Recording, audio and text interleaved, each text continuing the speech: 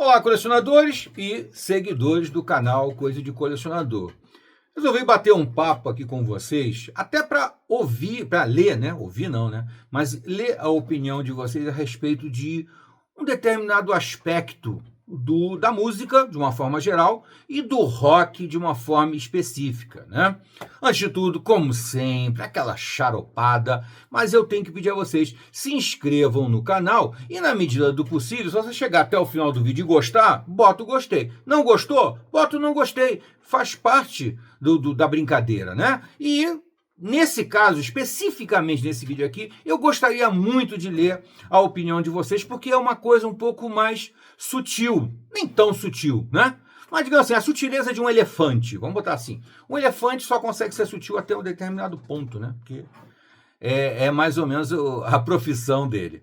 Muito bem, o que eu estou falando só aqui? O que eu quero falar com você aqui? Sobre rock, basicamente, as grandes bandas de rock que, infelizmente, desapareceram. Ou ainda existem alguns exemplos aí, bem menorzinhos, de alguns sobreviventes, mas a grande era do rock, do melhor rock, do rock mais elaborado, mais sofisticado, acabou nos anos 80, no início dos anos 80, quando surgiram, né, os movimentos anti-rock, né? Vocês sabem que tudo na moda, tudo nas tendências, tudo na cultura tem um momento pró e depois tem um momento contra. Isso aí, se você estudar um pouquinho de arte, você vai ver que isso aí é a história do mundo, né? Você tem um movimento dentro de uma determinada estética e no momento seguinte você tem a negação desse movimento. E surgiu, então, o movimento New Wave, surgiu o movimento punk rock, todos esses rocks que quiseram trazer, disseram que trariam o rock erudito para a sua forma original, para o rock mais básico, sem teclados e muito mais simples, tal. Na minha opinião, um rock muito mais comercial. O rock dos anos 80 não passa de um rebaixamento de nível do rock que se fazia nos anos 60 e nos anos 70, que eram rock muito mais elaborados, com muito mais sofisticação, não só na execução, mas principalmente na concepção, né? Na criação. Eram rocks muito mais sofisticados, que foram buscar em diversas fontes para que o rock crescesse, né? Você tem um rock mais ou menos, o rock básico dos anos 50, dos anos 60, e aí quando chega no final dos anos 60, aquele rock básico já não satisfazia mais, ele recebeu um upgrade muito grande com músicos extremamente talentosos, músicos com uma bagagem musical gigantesca, quase todos eles oriundos da música clássica, né? Grande formação clássica, quase todos eles dos anos 70, e eles trouxeram toda essa bagagem de blues, de folk music, de soul music, para se somar ao rock. E a música erudita, propriamente dita, né? O clássico, né? O Bach, o Beethoven, o Chopin, o Tchaikovsky, o Mussorgsky, Shostakovich, quem você quiser aí, você escolhe. Mozart, né? Nossa, grande influência. Enfim, aí houve esse upgrade e no momento seguinte o próprio comércio, o próprio merchandise obrigou a baixar essa bola aí e com nada mais de música de 20 minutos, né? Porque essas bandas dos anos 70 frequentemente gravavam óperas rocks, né? Gravavam grandes movimentos, verdadeiras sinfonias de rock. Alguns um pouco mais tímidos, com mais banda, e outros grandiosos mesmo, né? Com orquestra, com coral, com um monte de outras coisas. Foi um movimento fantástico e foi um movimento no qual eu nasci. Eu nasci ouvindo isso e até hoje, para mim, é o grande rock, a grande música. Eu costumo dizer que eu não sou nada eclético. Aliás, eu detesto esse termo eclético, porque eu acho que quem se diz eclético, na verdade, não gosta de porra nenhuma, tá? Com todo respeito a todo mundo, mas eclético não gosta de nada e não sabe nada de porra nenhuma. Mas vamos lá. Eu não sou eclético, pelo contrário, eu sou um ortodoxo, eu sou um conservador, eu sou quase que um xiita tentando aproveitar alguma coisa termo horroroso, né? Mas um radical do rock, tá? Não com a opinião dos outros, eu respeito todo mundo, acho que todo mundo tem direito de gostar do que quiser, de dar a opinião que quiser, tá entendendo? Mesmo que seja contra mim, contra as minhas bandas favoritas, pode falar o que quiser, todo mundo tem direito de falar o que bem entender. Cada um fala a sua verdade, a sua realidade, né? As coisas em que acredita, enfim. Eu não gosto. Eu só gosto desse rock, tá? E com uma tolerânciazinha para o blues, que eu adoro blues, uma tolerânciazinha para alguma coisa do folk music, que é aquela música caipira, né? Caipira americana, tal, que eu gosto também, tem umas coisas ali que eu gosto, tipo Creedence, né? Creedence eu gosto, tal. Então, basicamente é isso aí. Então houve esses dois movimentos. Só que as bandas dos anos 70, elas tinham marcas muito profundas dessa erudição, do conhecimento musical muito vasto e também da capacidade performática. O que é capacidade performática? É quando o músico transborda. Ele vai além da composição, além da criação. E isso é para muito poucos. Por isso a questão que eu quero levantar aqui com você nesse vídeo é o duelo entre a performance e a fidelidade. Performance ou fidelidade? O que você prefere, né? Eu acredito que a maioria vai dizer a performance, claro, né? E como é que você distingue essas duas coisas para você poder fazer a sua análise, ter a sua opinião? Existem bandas mesmo dos anos 70, do ápice do melhor da música, que foram os anos 70, existiam bandas e músicos que eram músicos muito competentes, muito criativos, muito talentosos, né? Principalmente muito criativos, e que criaram verdadeiras sinfonias de perfeição musical. Não tenho a menor dúvida disso. Vou citar aqui, de um lado, o Yes, o Pink Floyd, Emerson Lake Palmer, o Rick Wakeman na carreira solo dele, Eloy, Camel, Focus, Caravan, uma infinidade, né? Uma infinidade de bandas extraordinárias, todas compactadinhas ali, né? Entre 1970 e 1975. São 5 anos, assim, de um brilhantismo ímpar, extraordinário. Logicamente, tem alguns exemplos fora desse período que eu chamo de período de ouro. O período de ouro é entre 70 e 75. Tem algumas coisas posteriores a isso, também muito boas e que merecem todo o respeito do mundo. É o caso, por exemplo, de muitas composições do Dream Theater, composições do Conception, agora do Marillion, né? Que mais? Tem alguma coisa que agora vai me faltar a memória aqui. Mas, basicamente, é isso. Muito bem. E o Gênesis, eu esqueci de citar os Gênesis, né? Naquele período, no período áureo, né? O período de ouro do rock, o Gênesis também, lógico, tem que estar ali. O Queen também, muita coisa boa, né? E o que acontece? Aí você tem dois tipos de músicos e de bandas. Um estilo é o que eu chamo de burocrático. Não é burocrático no mau sentido, não. Porque a burocracia, infelizmente, é associada sempre a uma coisa muito ruim.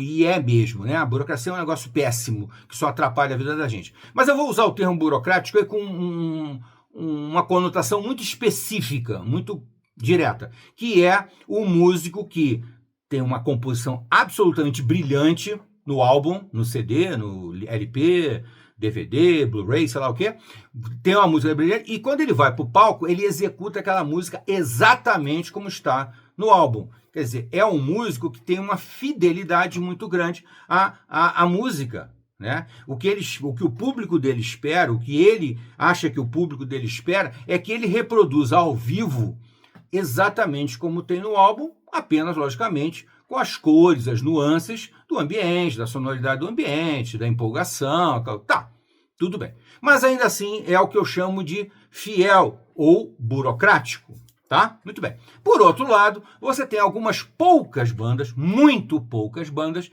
que têm a capacidade performática extraordinária. O que eu chamo de performática? É aquele músico que o talento dele supera a capacidade de criação.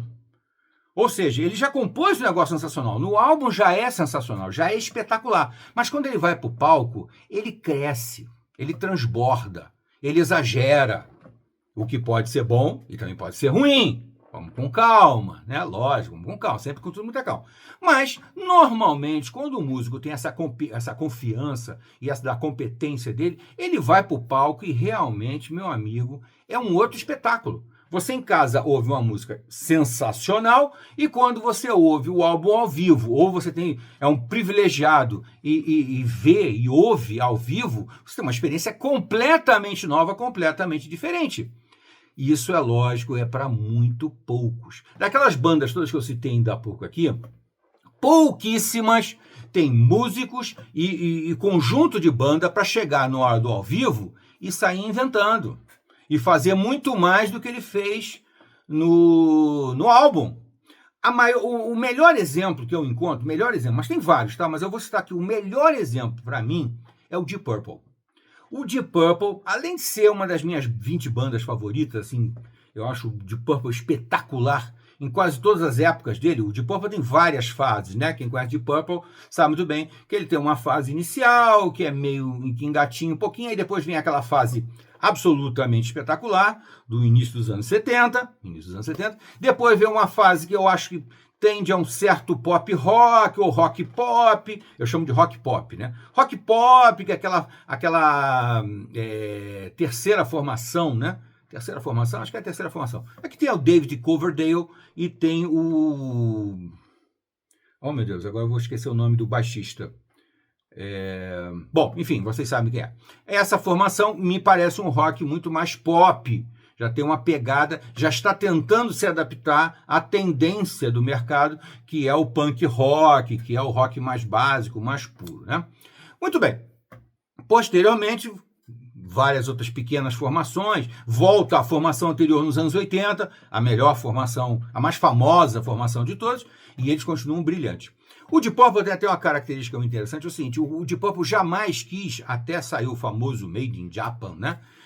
Entre 67, mais ou menos, e 72, o Deep Purple se recusou a gravar álbum ao vivo. Já havia uma tendência para gravar o ao vivo, lançar álbum de gravações, de turnês ao vivo, e o Deep Purple dizia não. Por quê? Porque o Deep Purple, ele sempre inventava demais no palco, e eles tinham medo de que o resultado final no álbum não ficasse bom, ficasse uma porcaria. E tanta foi a pressão, que o Deep Purple finalmente, em 72, até de uma forma meio contrariada, meio pirateada, uma pirataria oficial, digamos assim, gravou o espetacular, estrondoso Made in Japan, e depois surgiram outras gravações da mesma turnê, em outros álbuns, porque deu super certo.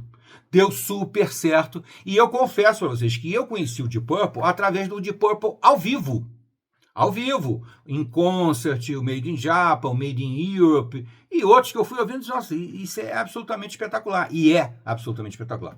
Mas aí eu quis ouvir o estúdio, e eu confesso a vocês que na época, assim, as primeiras experiências, eu fiquei um pouco decepcionado.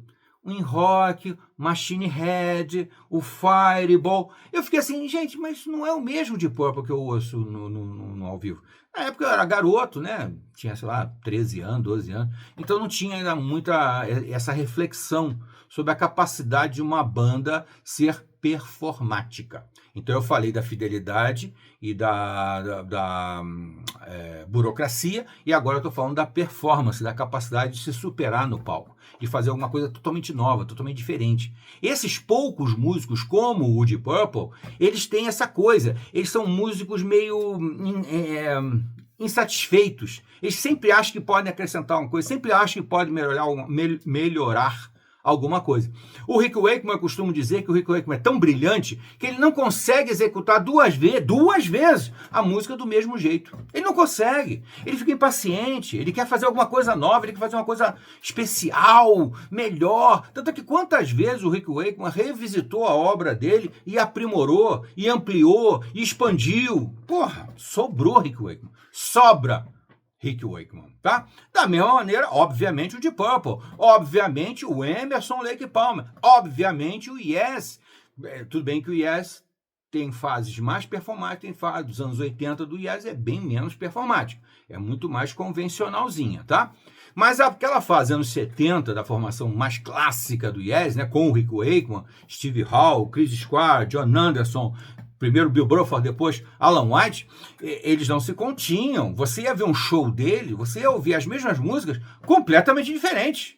Com arranjos completamente diferentes, com várias improvisações, com várias inserções. Era uma coisa incrível, extraordinária. Lógico que, aí é que vem o lógico que isso também tem que ter um determinado limite. Porque performance demais, às vezes, abre mão da melodia, abre mão do ritmo, abre mão daquela coisa agradável de ouvir. Você se empolga tanto pelo instrumento que você toca de uma maneira absolutamente incrível, que você começa a inventar demais e fica muito, muito chato, né? E aí eu vou citar um exemplo, primeiro um exemplo mais clássico, Jimi Hendrix. Jimi Hendrix era um dos maiores guitarristas de todos os tempos, não resta dúvida, tal, não sei o quê. Acontece que ele ficou tão famoso com aquelas performances de guitarra dele, que começaram a gravar o Jimi Hendrix até sentado no vaso sanitário e tocando guitarra, sabe? Umas coisas assim que insuportáveis. Ele é velocíssimo, ele troca notas e substitui e, sei lá, faz aquela maluquice toda, mas acaba ficando chato. Isso é muito complicado. Outro exemplo é uma banda que eu tenho um grande respeito, mas que eu tenho uma certa dificuldade, é o Dream Theater. O Dream Theater tem composições absolutamente extraordinárias. Tem uma carreira longa, uma carreira com muita composição, com uma quantidade, um volume, né? Mas o Dream Theater tem a tendência exagerada da performance. Principalmente do Petrucci, do guitarrista, né? Que ele realmente ele é um gênio. O cara domina a guitarra como Jimi Hendrix dominava, como Jimmy Page dominava, como Steve Hall dominava. Sem dúvida nenhuma, gênio da guitarra. Agora, acontece que na hora que você vai fazer uma música, você não pode esquecer que tem que ter melodia, tem que ter ritmo, tem que ter clique. Se não tiver clique, é uma porcaria, é chato, né? E o Dream Theater tem esse problema. Então, o Dream Theater fez o movimento contrário. Eles sempre fizeram isso, eles gravaram os 2, 3 primeiros álbuns, 4 primeiros álbuns dele, são bem consistentes, são bem legais, eu gosto muito daqueles primeiros álbuns dele. Mas quando eles iam para o palco, eles inventavam muito, tudo bem, aí a gente dá uma liberdade a músicos muito poderosos, só que depois eles fizeram o caminho inverso.